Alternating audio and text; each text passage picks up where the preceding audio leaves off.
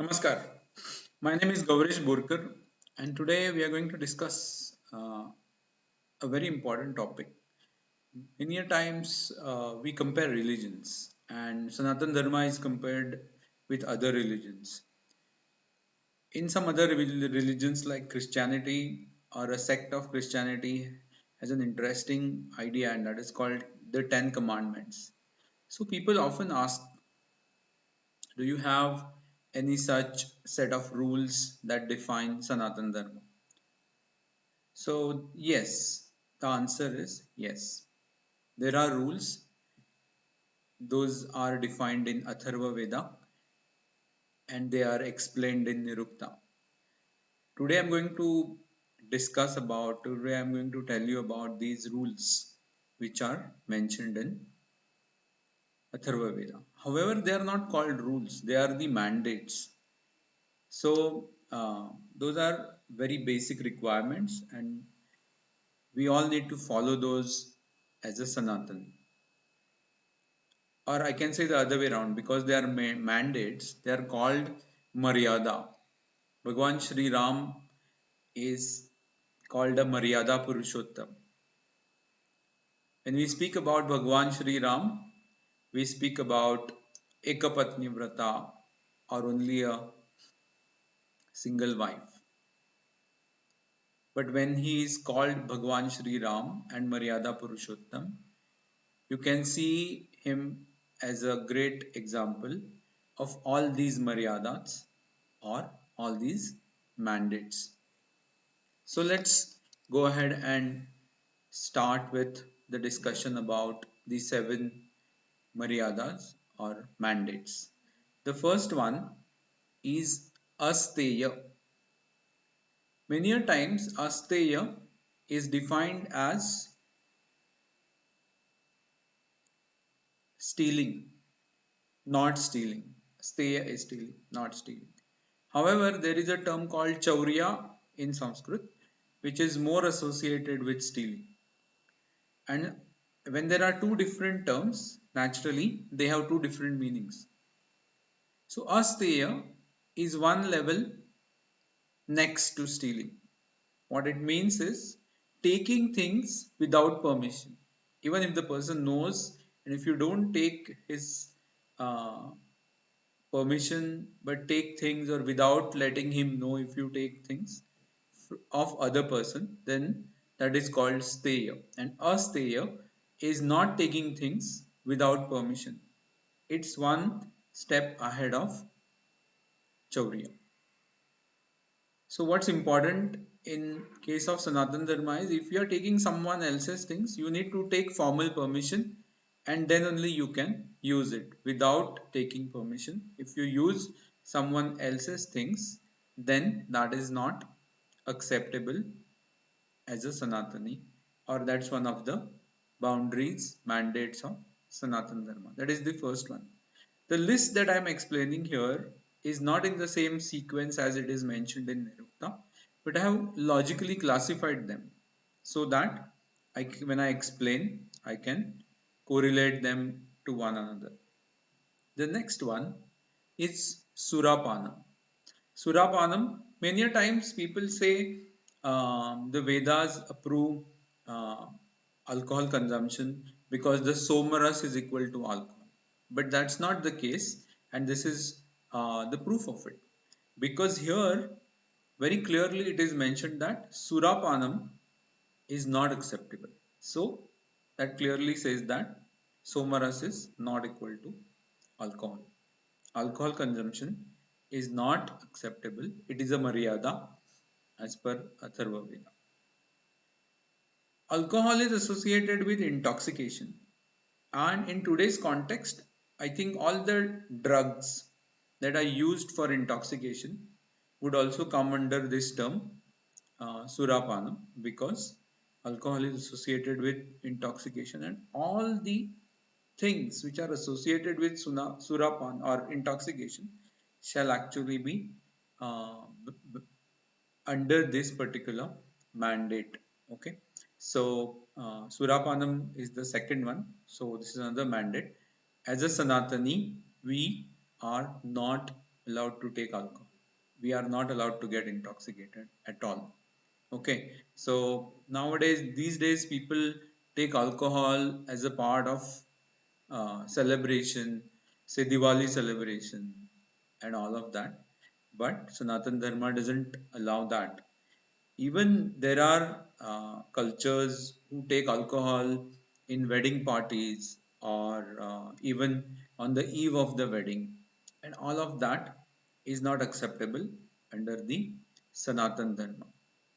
So that's another very important thing, that very categorically Surapanam is considered as a Maryada, and as a Sanatani we are supposed to follow it. The third one is Talparohanam, and this is to do with having association with more than one man or woman. So the Sanatan Dharma doesn't allow this, and that's exactly where we call Bhagwan Shri Ram as Maryada Purushottam.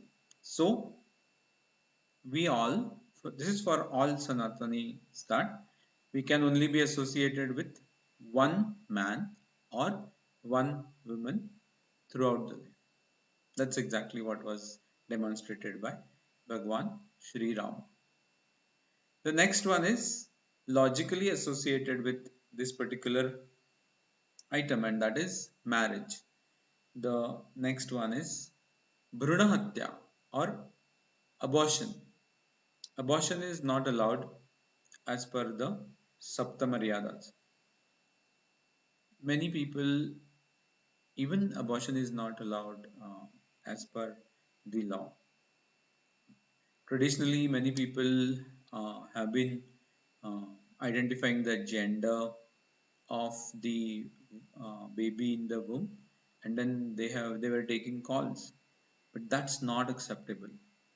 It is never ever and nowhere mentioned that gender would decide whether you can abort the baby or not. That's not acceptable.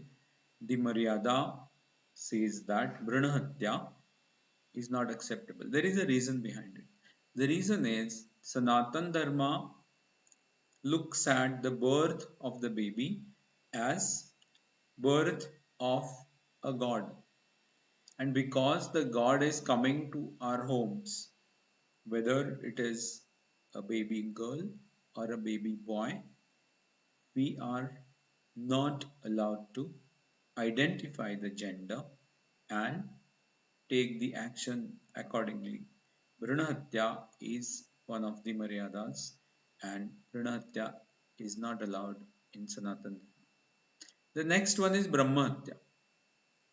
Like I said, the baby who is taking birth is uh, a form of a god. The living person is also a form of a god, and that's why we are not allowed to kill. Then why did they say Brahmatya? Because there are reasons. When a particular person, either in a particular position or in a particular role, is supposed to kill, for example, the defense, and that's why wherever you are authorized to take such actions, that's okay. But in all other cases, we are not allowed to kill anyone. That's not how our religion suggests. There are religions who are okay with this, but Sanatan Dharma doesn't accept killing of any people, any person, unless you are authorized to do it. Interestingly, both the things, the Bhrunhatya and the Brahmatya, they are nowadays a part of the law. So, by design, as a part of uh, India or maybe many other nations, we are not allowed to kill any person, as well as we are also not allowed to kill uh, the baby in the womb. Okay, so this is in line with the law. The next one is to associated with behavior, our behavior, and that is to do with repeating our a bad behavior. or a behavior which troubles others. That is also, so once in a while, if you mistakenly trouble others, that's okay. However, repeatedly, intentionally troubling others, creating nuisance to others is not something that Sanatan Dharma allows. This is another Maryada that you, actually the term that is used is kukarma, or a bad karma, repeatedly doing a bad karma, not even troubling, it is more than that. Any karma which is not acceptable by the religion, or it is bad, it is actually something that is done with a bad intention. So if you do it mistakenly once in a while, that's okay. However, repeating it, intentionally troubling others, intentionally creating nuisance, is not, is a maryada, is not acceptable by the Sanatan Dharma. Again, the same rule applies here. If you are in a position and you are authorized to do certain things to maintain the law and order, then that's a different thing. But otherwise, intentionally troubling others, doing doing certain acts which actually create a nuisance, they are not allowed or acceptable by Sanatan Dharma. They are, it is one of the Maryadas. And the last one is uh, blaming, having a false blame on others, or supporting any false blame, or even in court, if you are supporting, if you are representing uh, a person who actually has a false claim, right? Then that's not acceptable in Sanatan Dharma. This is the last and the seventh Maryada, wherein you can't really come up with a story and then trouble others, or you blame others, or you file a case against others, a false case against others. You represent, you actually are a witness for a false case, or you are representing a false case in the court of law. All these things are not acceptable in the, as per the Sanatan Dharma, or according to the Sanatan Dharma. So these are seven Maryadas that are put forth by us, suggested by us, mandated by to us by the Atharvaveda and the Nirukta as a part of Sanatani. I wish you all reflect on these, see where we all stand on these, and make necessary changes in our behavior to make sure that we are aligned to the Sanatan Dharma. And this is how, this is one of the best ways we grow our religion. This is one of the best ways we respect our religion. This is one of the best way we can be proud of our religion. So I would like you all to reflect on this and implement that in your religion as a proud Sanatani. Thank you. Namaskar.